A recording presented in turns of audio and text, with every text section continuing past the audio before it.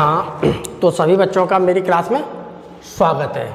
तो देखिए, जितने भी बच्चे क्लास 11th में पढ़ते हैं, जितने भी बच्चे क्लास 11th में पढ़ते हैं और उनके पास बायोलॉजी है, तो देखिए मेरा है चैप्टर 2 जिसका नाम है बायोलॉजिकल क्लासिफिकेशन। और इस बायोलॉजिकल क्लासिफिकेशन को हम पढ़ रहे हैं। हम सारी की सारी एनसीईआरटी को अच्छी तरह से पढ़ रहे हैं और सारी की सारी एनसीईआरटी को हम समझाने की पूरी कोशिश कर रहा हूं मैं। तो देखिए, आज हमारी क्लास 10 है। इससे पहले 9 क्लास में पूरी पढ़ा चुका हूं। आज यह मेरी 10वीं क्लास है। तो देखते हैं कि आज हम अपनी 10वीं क्लास के अंदर में क्या पढ़ते हैं। तो सभी बच्चे जितने भी हैं वो सभी बच्चे अपनी अपनी एनसीईआरटी की बुक्स को खोल लें, क्योंकि अगर एनसीईआरटी की बुक्स अगर आपकी खुली होगी तो आपको समझने में बहुत बेहतर सुविधा मिलेगी। तो देखिए, आज देखिए हमारी जो 10वीं क्लास है, इस 10वीं क्लास में आज हम पढ़ेंगे रिप्रोडक्शन इन फंजाई। ये है देखिए फंजाई, ये है फंजाई। हमें आज इतनी क्लास के अंदर में ये पढ़ना है कि जो मेरे फंजाई हमें मिल रहे हैं, तो उन फंजाई के अंदर में रिप्रोडक्शन कैसे होता है और कौन कौन सा रिप्रोडक्शन मिलता है। तो सभी बच्चे तैयार रहें और सारी कंटेंट को बड़ी ध्यान से समझते रहें। तो चलो देखिए, अब हम आगे देखते हैं। तो देखिए, हम बात जब फंजाई की कर रहे हैं, तो देखिए फंजाई में भी मुझे जो रिप्रोडक्शन होता है वो मुझे 3 प्रकार का देखने के लिए मिलता है। एक तो देखिए लेकिन मिलता है मुझे वेजिटेटिव रिप्रोडक्शन। एक तो हमें देखने के लिए क्या मिल रहा है, वेजिटेटिव रिप्रोडक्शन। और दूसरा हमें देखने के लिए मिलता है यहाँ पर असेक्सुअल रिप्रोडक्शन। और तीसरा हमें देखने के लिए मिलता है सेक्सुअल रिप्रोडक्शन। तो हम यहाँ पर ये कह सकते हैं प्यारे बच्चों कि मेरे पास वेजिटेटिव रिप्रोडक्शन, असेक्सुअल रिप्रोडक्शन, उसके अलावा सेक्सुअल रिप्रोडक्शन, यह तीनों प्रकार के जो रिप्रोडक्शन है हमें फंजाई में देखने के लिए आसानी से मिलते हैं। अब हम थोड़ा धीमे धीमे बारी बारी से इन्हें थोड़ा समझने की पूरी कोशिश करते हैं।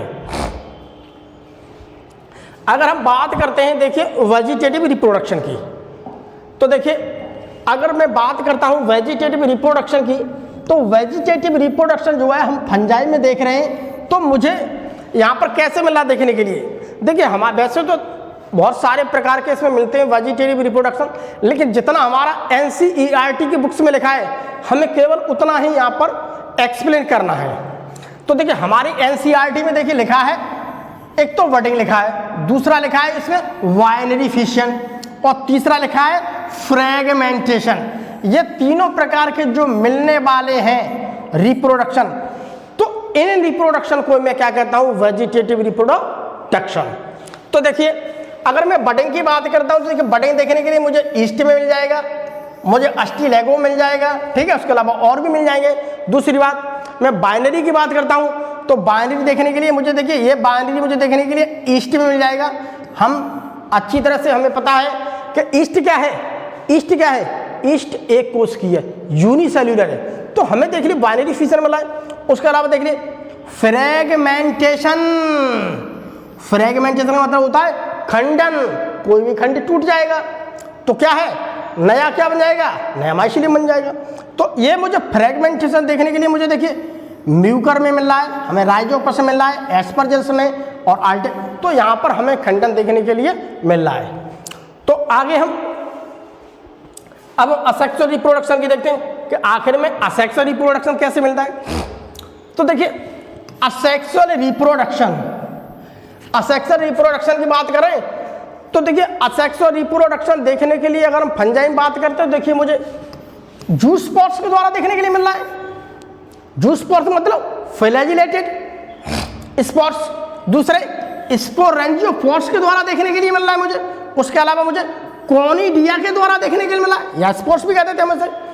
तो असेक्सुअल रिप्रोडक्शन की अगर बात करते हैं, जिसे मैं कहता हूं अलैंगिक जनन, तो असेक्सुअल रिप्रोडक्शन भी हमें आसानी से यहाँ पर जूस स्पॉट्स के द्वारा, स्पोरेंजियोस्पोर्स के द्वारा, उसके अलावा हमें कोनिडिया के द्वारा खूब आसानी से देखने के लिए मिल जाता है। तो हमें ये चीज देखने के लिए मिल जाती है। तो थोड़ी सी अब हम थोड़ा जो हमारे पास ये देखिए जूस्पोर्स है, स्पोरेंजियोपोर्स है, उसके अलावा कॉनिडिया है, हम थोड़ा इसके बारे में हल्का हल्का समझ लेते हैं कि आखिर में ये कैसा है, थोड़ा हम इसके बारे में हल्का हल्का समझ लेते हैं। तो देखिए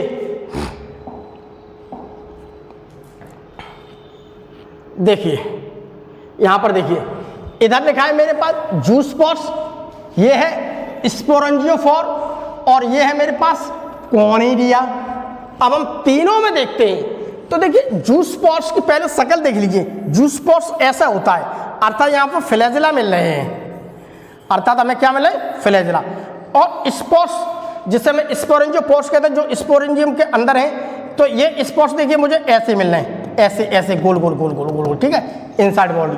दूसरे कॉनिडिया, कॉनिडिया देखिए मुझे ऐसे मिल रहे हैं, ये दिख रहा है कॉनिडिया, ये देखिए कॉनिडिया, ये देखो दिखाया यहाँ पर, ठीक, ये कॉनिडिया, एक होते कॉनि, इस प्रकार की जो संरचना है ऐसे, इसे मैं कहता हूँ कॉनिडिया। अब हम थोड़ा ऐसे बारी बारी से समझ लेते हैं।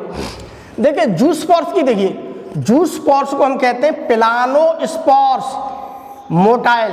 पिलानोस्पोर, पिलानो का मतलब यह है कि एक जगह से क्या होगा, ये मूव कर सकते हैं। क्यों? क्योंकि मुझे देखने के लिए यहाँ पर फ्लैजेला मिल रहा है। तो ये देखिए फ्लैजेला प्रेजेंट है, तो जब फ्लैजेला प्रेजेंट है तो मूव वैसे ही करेंगे, तो हम ये कह सकते हैं, इन्हें पिलानो भी कह सकते हैं, ठीक। क्यों? क्योंकि यहाँ पर क्या है, फ्लैजेला प्रेजेंट, फ्लैजेला प्रेजेंट है इसलिए मूव कर सकते हैं। दूसरी बात स्पोरेंजियोफोर्स, तो यहाँ पर मुझे देखने के लिए ये है मेरे स्पोर्स, ऐसे ऐसे ऐसे ऐसे, ये किसी के अंदर बन रहे हैं, ठीक है, ये बन रहे हैं स्पोरेंजियम में। तो स्पोरेंजियम में कौन बन रहे हैं, स्पोर्स। तो जो स्पोर्स स्पोरेंजियम के अंदर बन रहे हैं, इनसाइड हैं, उसे मैं कहता हूं स्पोरेंजियोफोर। तो देखिए इन्हें हम कहते हैं एप्लानोस्पोर्स। एप्लानो का मतलब क्या है, ये चल नहीं सकते हैं, अर्थात क्या है, नॉन मोटाइल। वो क्या थे, मोटाइल, ये क्या है, नॉन मोटाइल। तो नॉन मोटाइल क्यों है, क्योंकि यहाँ पर फ्लैजेला क्या है, एब्सेंट, फ्लैजेला नहीं मिल रहा है। कॉनिडिया के देखिए, तो कॉनिडिया भी क्या है, नॉन मोटाइल, ये देखो बन रहे हैं नॉन मोटाइल हैं, तो ये भी नॉन मोटाइल है। क्यों? क्योंकि फ्लैजेला एब्सेंट। मुझे यहाँ पर देखने के लिए क्या मिल रहा है, फ्लैजेला। अब आगे देखिए, अब इसके ओरिजिन को देखते हैं, ये कैसे बनते हैं। तो एंडोजीनियस ओरिजिन अर्थात इनसाइड बॉडी। तो प्यारे बच्चों जूस्पोर्स वो होते हैं जो किसी भी बॉडी के अंदर बन रहे हैं, उनका फॉर्मेशन बॉडी के अंदर हो रहा है। इनका फॉर्मेशन जैसे ये है बॉडी, तो इस बॉडी के अंदर मुझे देखने के लिए क्या मिल रहे हैं, जूस्पोर्स। जूस्पोर्स, जूस्पोर्स मुझे क्या मिले देखने के लिए, जूस्पोर्स। तो जूस्पोर्स का ओरिजिन क्या है, एंडोजीनियस। एंडोजीनियस अंतर्जातीय, अर्थात अंदर बन रहे हैं। अब स्पोरेंजियोफोर की देखो, तो स्पोरेंजियोस्पोर, ठीक है, स्पोरेंजियोस्पोर्स, ठीक है। तो इसे भी देखते हैं, ये भी क्या है, एंडोजीनियस, अर्थात इनसाइड बॉडी। ये दिख रहा है, ये पूरी बॉडी है और उसके अंदर देखो बनना है। तो ये जो ऊपर वाली बॉडी से कहता हूं मैं स्पोरेंजियम, इसके अंदर क्या बनना है, ये स्पोर्स। इसके अंदर देखो क्या बनना है, ये स्पोर्स। तो ये भी क्या बनना है, इनसाइड बॉडी। तो ये भी क्या बनना है, इनसाइड बॉडी। तो जो इनसाइड बॉडी बनती है उसे हम कहते हैं एंडोजीनियस इनसाइड बॉडी, ठीक है, इनसाइड बॉडी। अब इन्हें देखते हैं, तो इसमें देखिए क्या सुना है, एक्सोजीनियस अर्थात आउटसाइड बॉडी। तो ये है पूरी बॉडी, इस बॉडी से देखो बाहर बनती जा रही। ये है किसी चीज की बॉडी, देखो 1 2 3 4 5, ये देखो बन के बड़ा हो गया, ये अलग हो गया, ये अलग हो गया। तो ये वाले मुझे बनने के लिए दिखने कॉनिडिया। तो कॉनिडिया प्यारे बच्चों हम ये कह सकते हैं, कॉनिडिया क्या बनना है, आउटसाइड बॉडी। ये बॉडी से बाहर बन रहे हैं, ये देखिए बॉडी से क्या बन रहे हैं, ये बाहर बन रहे हैं। ये देखिए बॉडी से बाहर बन रहे हैं। तो जो बॉडी से बाहर बनते हैं उसको क्या कहते हैं, एक्सोजीनियस। एक्सो का मतलब होता है आउटसाइड बॉडी, अर्थात आउटसाइड बॉडी। ये देखो लिखा है आउटसाइड बॉडी। तो कॉनिडिया वो है जिसका फॉर्मेशन, जिसका ओरिजिन आउटसाइड बॉडी हो रहा है। स्पोरेंजियोस्पोर वो है जिनका फॉर्मेशन इनसाइड बॉडी हो रहा है, जू स्पॉट्स वो हैं जिनका फॉर्मेशन इनसाइड बॉडी हो रहा है। ठीक, अब मिलते कहाँ पे भैया, ये देखो नीचे, फाउंड इन एक्वाटिक फंजाई। जू स्पॉट्स अक्सर देखने के लिए हमें उन फंजाई, उन कवकों में मिलेंगे जो हमें ज़्यादातर जल में मिलते हैं। तो देखिए इनकी एक्वाटिक हैबिटेट, इनकी कंडीशन क्या है, एक्वाटिक है। तो ये एक्वाटिक फंजाई में मुझे देखने के लिए जू स्पॉट्स मिलते हैं। दूसरी बात, तो ये बात करते हैं स्पोरेंजियोफोर की, स्पोरेंजियोस्पोर। तो स्पोरेंजियोस्पोर मुझे कहाँ देखने के लिए मिले, फाउंड इन टेरेस्ट्रियल फंजाई। तो प्यारे बच्चों हम ये कह सकते हैं स्पोरेंजियोफोर वो वाले मेरे स्पोर्स हैं जो हमें ऐसे फंजाई में देखने के लिए मिलेंगे जो टेरेस्ट्रियल होंगे, जो स्थल पे मिलने वाले होंगे, आप ये समझ लिए। तो ये टेरेस्ट्रियल फंजाई में हमें देखने के लिए मिलते हैं। उसके अलावा हम बात करते हैं कॉनिडिया की। तो देखो कॉनिडिया क्या लिखा है, found in almost all classes of fungi.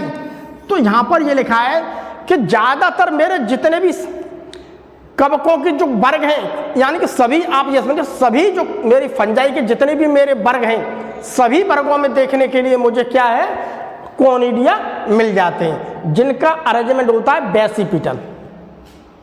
जिनका अरेंजमेंट क्या होता है, बेसिपिटल। ये देखो बेसिपिटल लिखा है। बेसिपिटल क्या होता है, जैसे मान लीजिए कि ये है एक कॉनिडिया, ये एक कॉनिडिया बन रहा है यहाँ पर, ठीक है। अब एक कॉनिडिया बनेगा, अब दूसरा कॉनिडिया देखो कैसे बनेगा। अब मान लीजिएगा ये है मेरे पास एक कॉनिडिया, तो अब दूसरा कॉनिडिया मेरा ये बनेगा।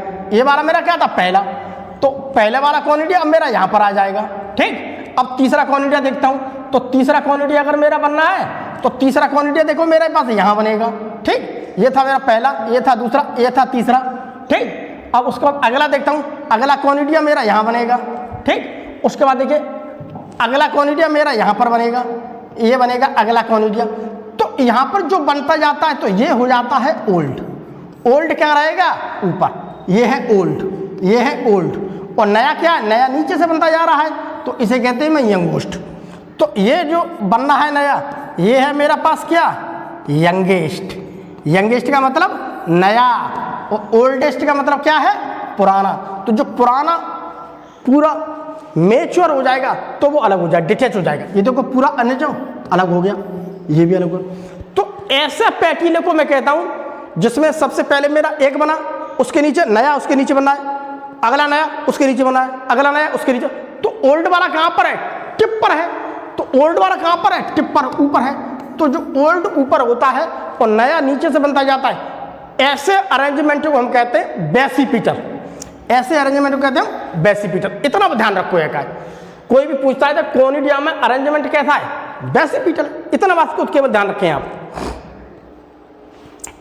अब देखिए अगला है, देखिए सेक्सुअल रिप्रोडक्शन। फंजाई के अंदर हमें यह देखना प्यारे बच्चों कि जो मेरी फर्स्ट फंजाई है, उस फंजाई में सेक्सुअल रिप्रोडक्शन भी होता है, भैया होता है।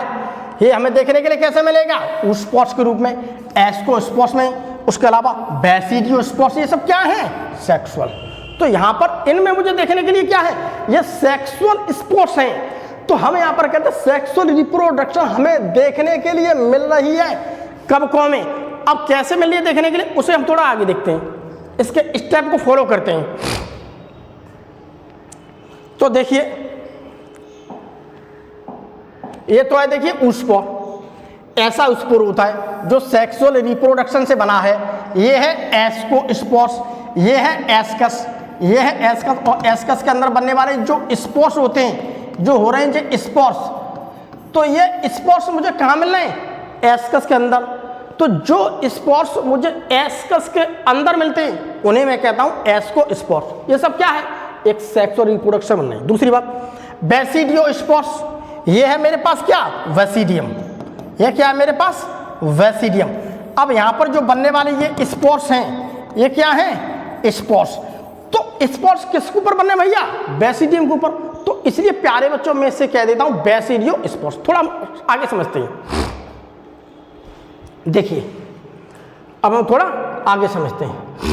देखिए ये क्या कह रहा है, द वेरियस स्पोर्स, बहुत सारे स्पोर्स, वेरियस मतलब बहुत सारे स्पोर्स की बात करें तो बहुत सारे spores are produced in distinct structures, तो एक स्पष्ट संरचना में बनते हैं, कॉल्ड एज फ्रूटिंग बॉडी।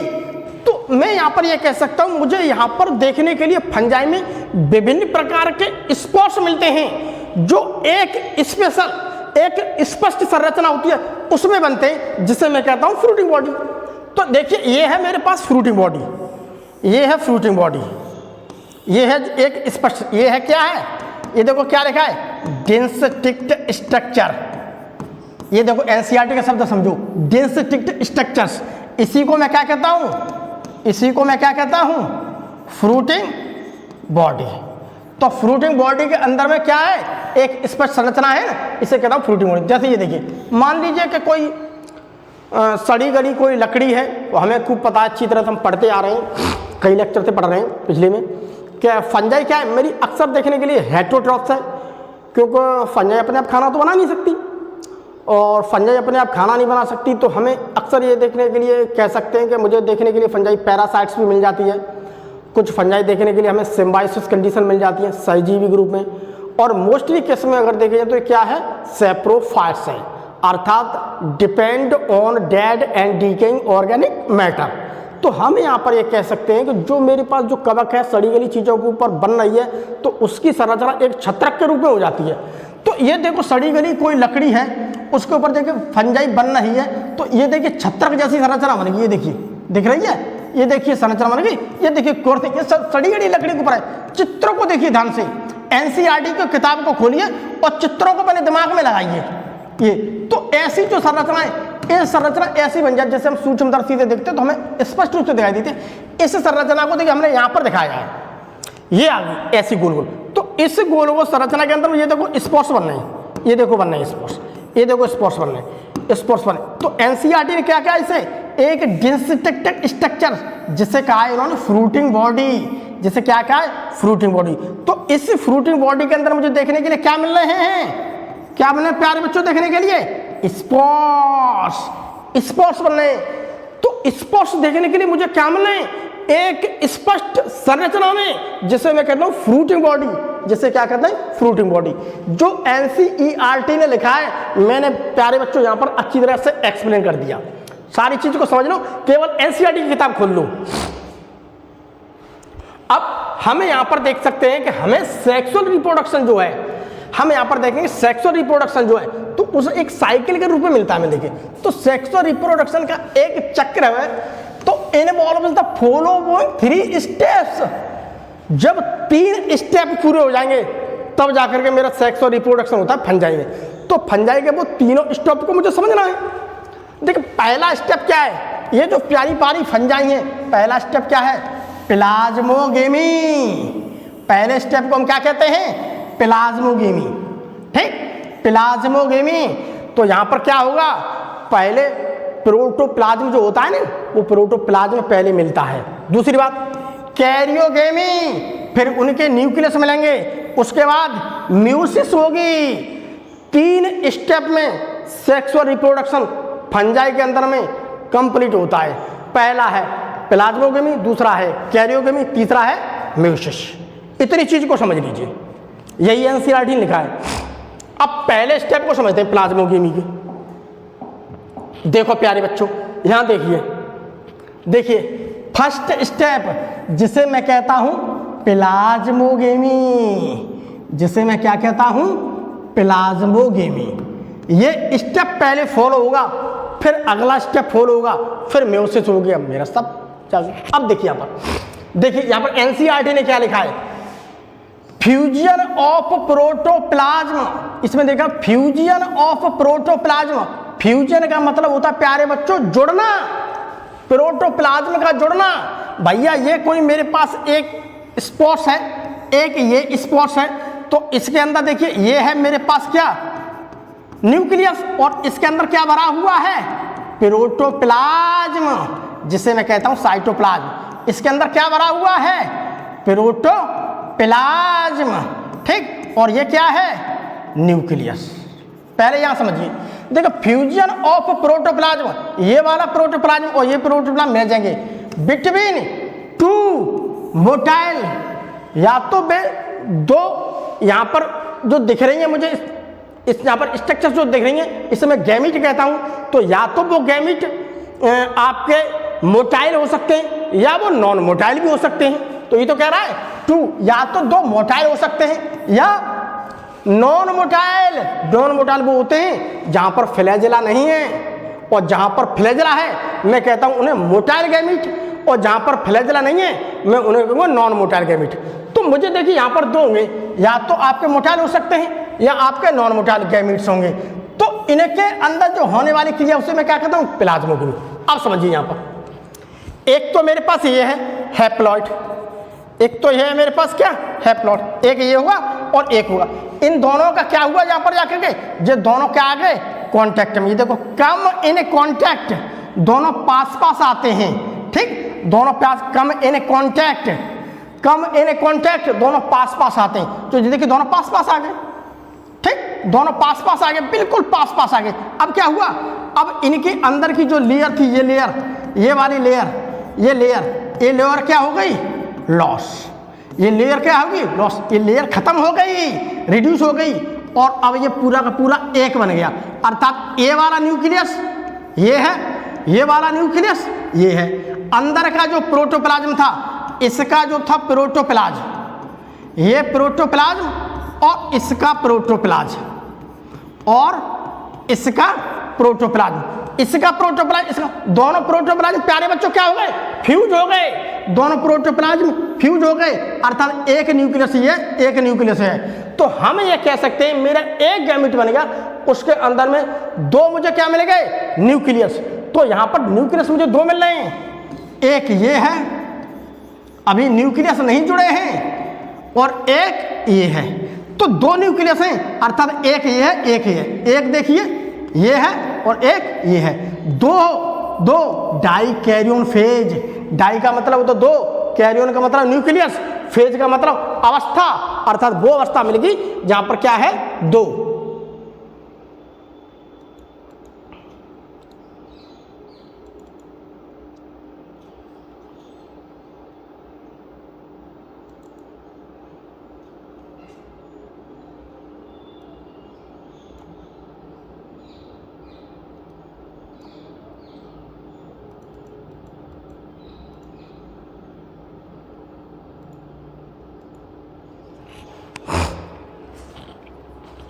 तो हमारे पास क्या बन गई यहाँ पर दो, इसी को कहता हूं मैं डाइकैरियोट फेज। तो यहाँ पर देखिए थोड़ा समझिए, ये देखिए बहुत स्पष्ट चित्र बना हुआ है, मैंने सारे चित्र को अच्छी तरह समझा दिया। अब ये तो बात थी मेरे पास नॉन मोटाइल की, ये थे मेरे पास क्या नॉन मोटाइल। उसके अलावा कुछ ऐसे भी आ सकते हैं, दो मोटाइल आ सकते हैं, जैसे कि ये फ्लैजिलेटेड आ गए, ये आ गए फ्लैजिलेटेड, अब दो फ्लैजिलेटेड आ गए। तो ये दोनों क्या हुए, ये दोनों पास पास में आ गए, कम इन कॉन्टैक्ट में आ गए, और ये स्टेट बन गई। इसी को कहता हूं मैं डाइकैरियन फेज। इसी स्टेज को हम क्या कहते हैं प्यारे बच्चों डाइकैरियन फेज।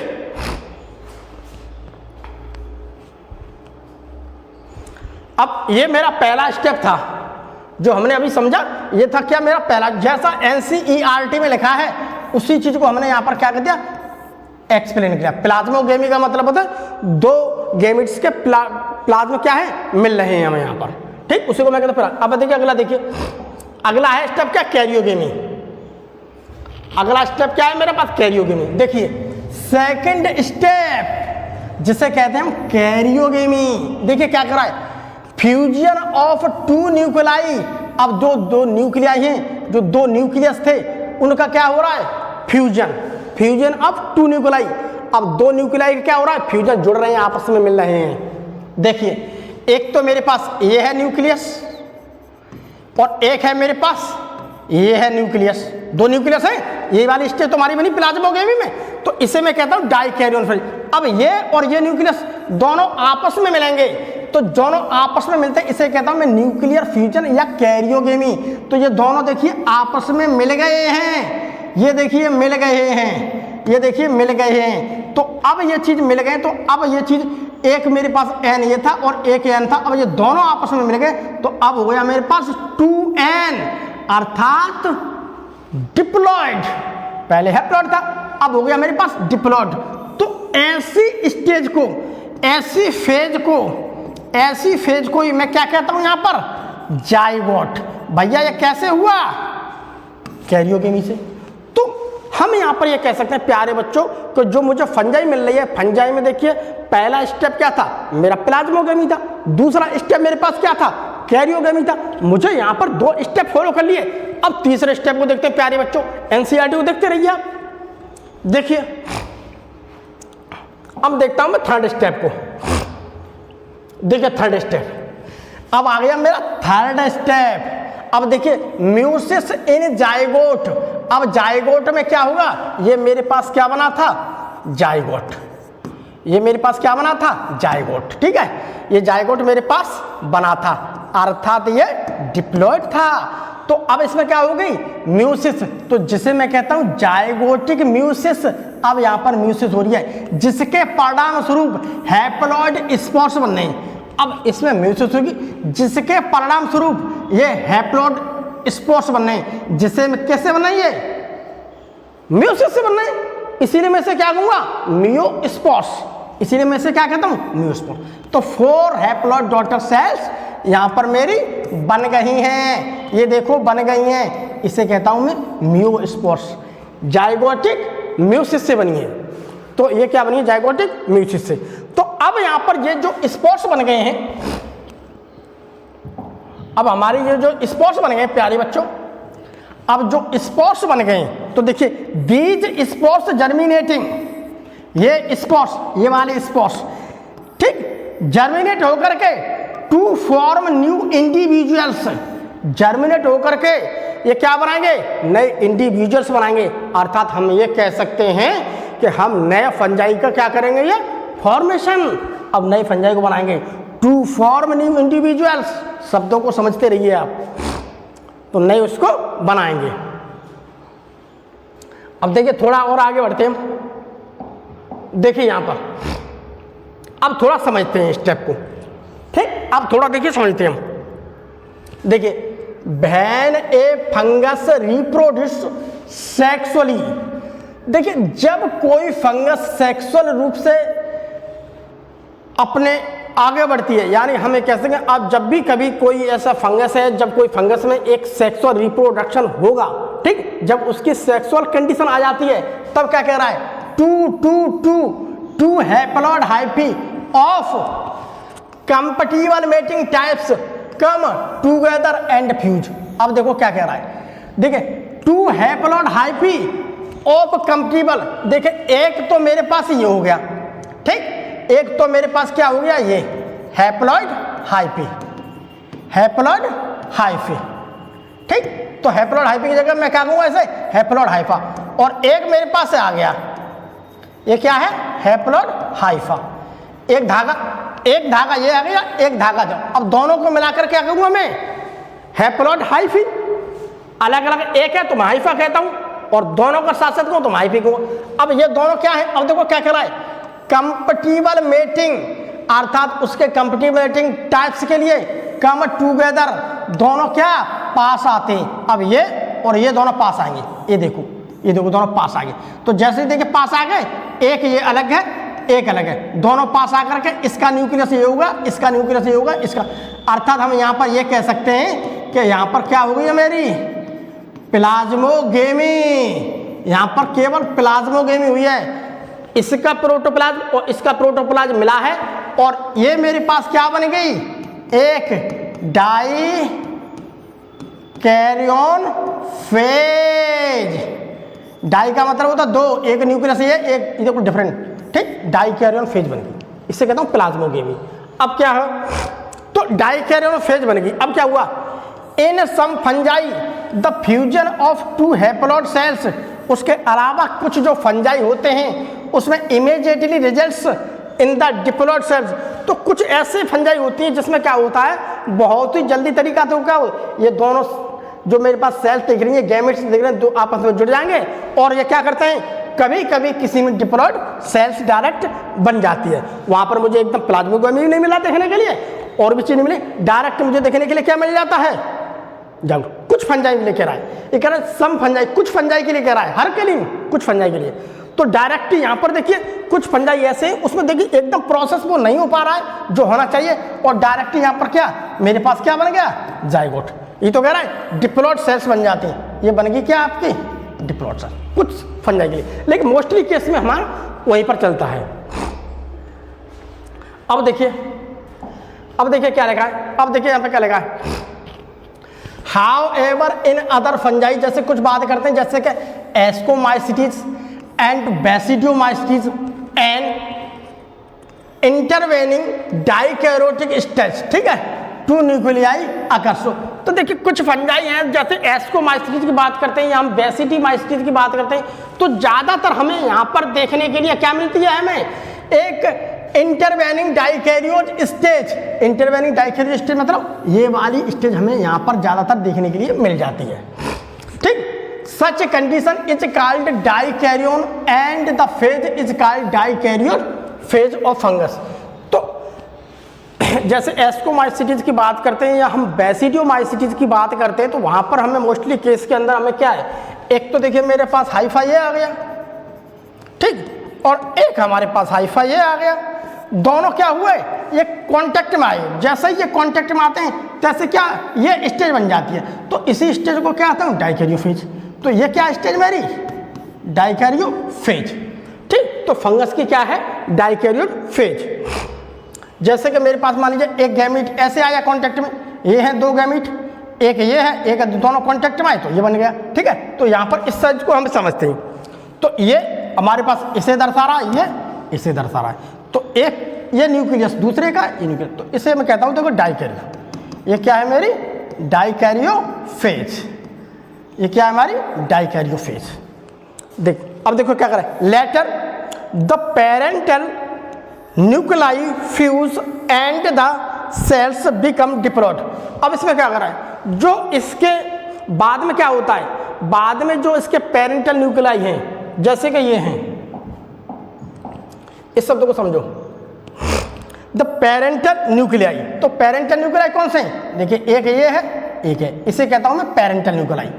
तो इसे मैं क्या कहता हूं, पेरेंटल न्यूक्लियाई, ठीक, क्योंकि पेरेंटल से मिल रहा है, यहां से मिल रहा है, ठीक।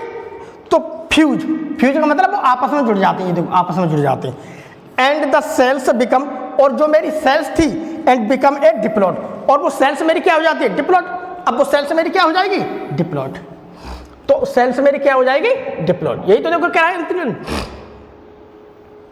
तो ऐसे करें। ये देखो मेरे पास जो न्यूक्लियस है इन्हें कहता हूं, अब यहाँ पर जो न्यूक्लियस है इन्हें कहता हूं मैं पेरेंटल न्यूक्लियस, पेरेंटल न्यूक्लियाई। अब ये दोनों जब आपस में मिल जाएंगे तो जो सेल्स है मेरी वो डिप्लॉयड बन जाएगी। वही एनसीईआरटी ने तो लिखा है, जो एनसीईआरटी देखिए ये लिखा है, और ये चीज का मतलब देखिए ये आ गया, ये बन गई मेरी डिप्लॉयड सेल्स, अर्थात हमारी क्या बन गई है, डिप्लॉयड सेल्स, ठीक है। क्या बन गई, डिप्लॉयड सेल्स, इसी को हम क्या कहते हैं, डिप्लॉयड सेल्स।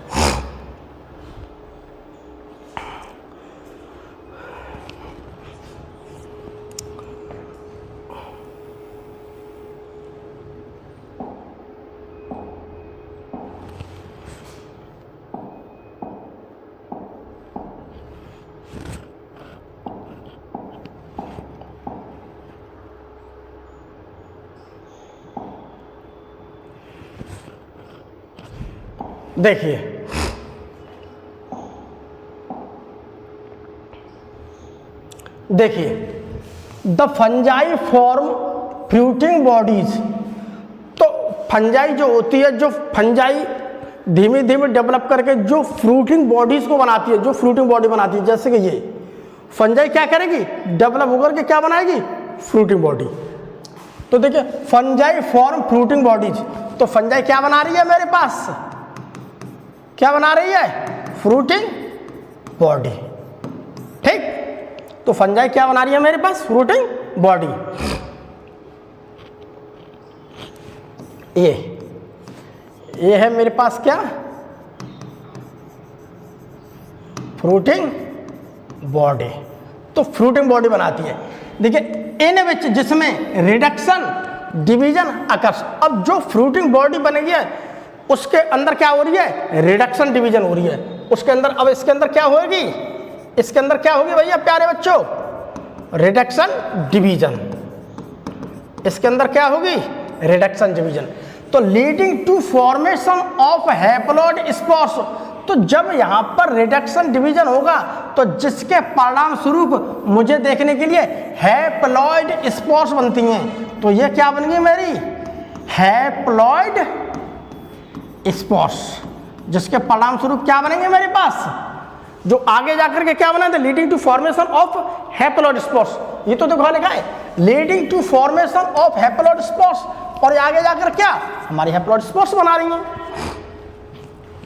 देखिए the morphology of the mycelium, अगर मैं माइसीलियम की बात करता हूं, अगर मैं माइसीलियम की स्ट्रक्चर्स की बात करता हूं, जो उसकी स्ट्रक्चर्स होती है, तो माइसीलियम की स्ट्रक्चर की बात करता हूं तो देखिए यहां पर क्या है, मोड ऑफ स्पोर फॉर्मेशन, तो उसमें स्पोर फॉर्मेशन कैसे हो रहा है, एंड फ्रूटिंग बॉडीज फॉर्म कैसे बन रही है, the basis for the division of the kingdom into various classes.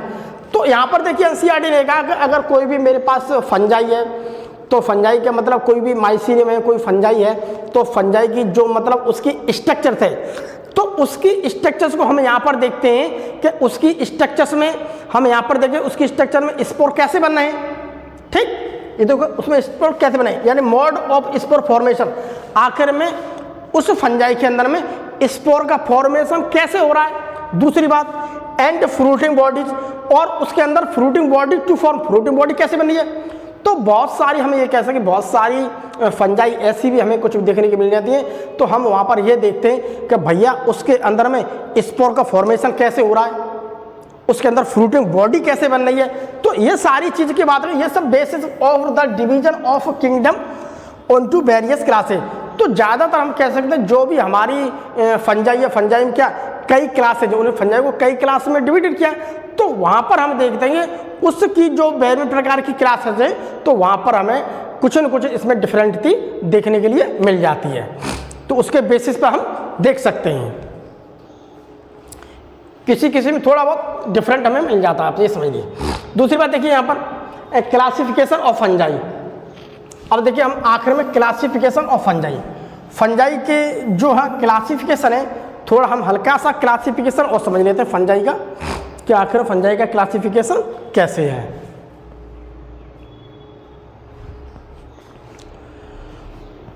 तो देखिए अगर मैं क्लासिफिकेशंस की बात करता हूं फंजाई की क्लासिफिकेशंस में, तो एक तरफ तो देखिए लिखे हुए मेरे लोअर फंजाई, और इधर है मेरे पास हायर फंजाई। तो लोअर फंजाई जो है, पहली बात ये नॉन सेप्टेड माइसीलियम होते हैं, अर्थात हम यहाँ पर कह सकते हैं कि सेप्टा क्या है, सेप्टा क्या है यहाँ पर, एब्सेंट लोअर फंजाई में। दूसरी बात इसका एग्जाम्पल हो सकता है मेरे पास क्या, इसका एग्जाम्पल मेरे पास क्या है, इसका एग्जाम्पल क्या है मेरे पास, इसका एग्जाम्पल है मेरे पास फाइकोमाइस्टीज। तो इधर मेरे लोअर फंजाई हैं, इधर मेरे हायर फंजाई हैं। इसके माइसीलियम को देखता हूँ तो मुझे सेप्टेट मिल रहा है, अर्थात सेप्टा क्या है, अर्थात सेप्टा क्या है, सेप्टा प्रेजेंट है यहाँ पर, अर्थात यहाँ पर हमें देखने के लिए क्या मिल रहा है, सेप्टा प्रेजेंट मिल रहा है। सेप्टेड माइसीलियम का मतलब, सेप्टेड माइसीलियम का मतलब क्या है, सेप्टा प्रेजेंट। यहाँ सेप्टा, यहाँ सेप्टा नहीं है, जैसे एस्कोमाइसिटीज, जैसे बेसिडियोमाइसिटीज, जैसे ड्यूटेरोमाइसिटीज। तो यहाँ पर हम देख सकते हैं कि ये मेरे फंजाई जो हैं, इधर वो फंजाई हैं जो एक हायर कैटेगरी है, हायर फंजाई बोलता हूँ मैं इसे, और ये वो फंजाई जिसे मैं कहता हूँ लोअर फंजाई। तो ये वो फंजाई हैं जिसे हम कहते हैं लोअर फंजाई। तो एक तरफ हमें देखने के लिए इधर हमें सेप्टेड मिल रहे हैं देखने के लिए, और इधर हमें मिल रहे हैं नॉन सेप्टेड देखने के लिए मिल रहे हैं। आज की क्लास का हमारा यहीं पर समापन होता है। अगली क्लास में हम आपसे फिर मिलेंगे, तब तक के लिए बाय बाय।